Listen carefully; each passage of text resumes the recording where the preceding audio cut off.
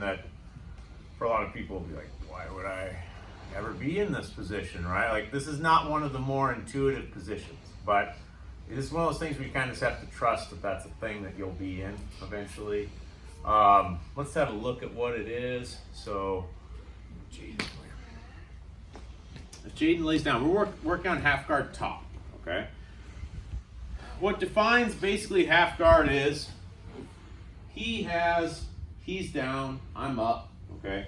He has a leg in between my legs, okay? That's really what defines it, because the way he configures his legs here, lots of possibilities, okay? He may have this, he may be open, he could be here, but really the defining principle of the half guard is that there is a leg that's going between my legs. He could be here, he could be here, like there's so many possibilities.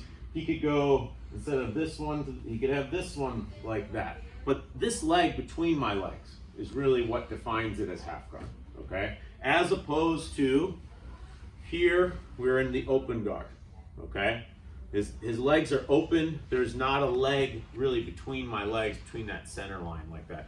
If he comes around behind like this is still open guard, essentially. It becomes closed guard when his legs become closed around my hips, okay? Not when they become closed around a leg. When they become closed around a leg, that's our half guard, right?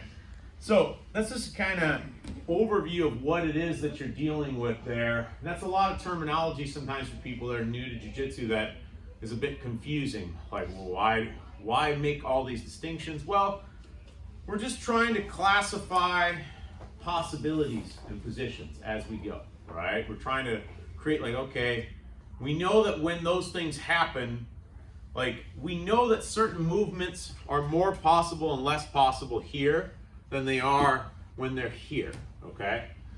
One of the things that makes half guard and closed guard two really big subclasses of guard itself is they're defined by a dramatic reduction in mobility, okay?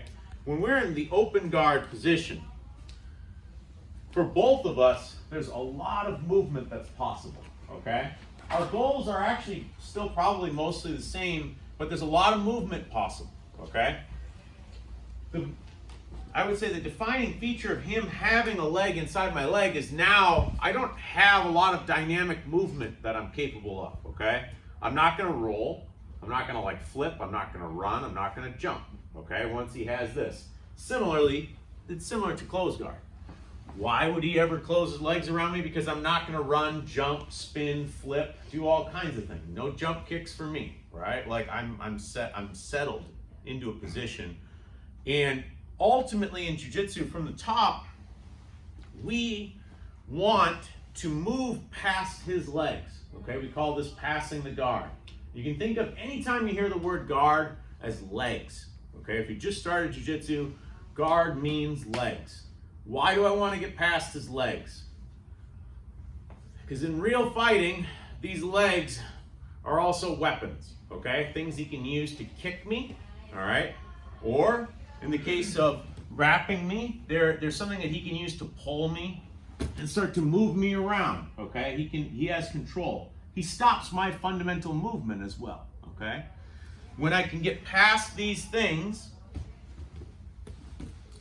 these are not like, I don't think they pose any real danger to me. He can try to knee me from here, but it's like, this is not something I'm gonna really worry about. Could he hit me occasionally? Yeah, maybe.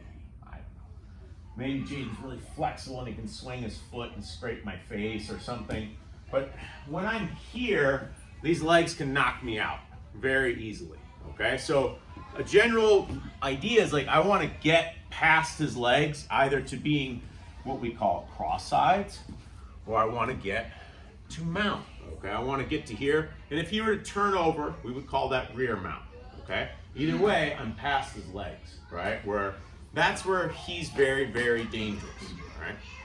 Cut there.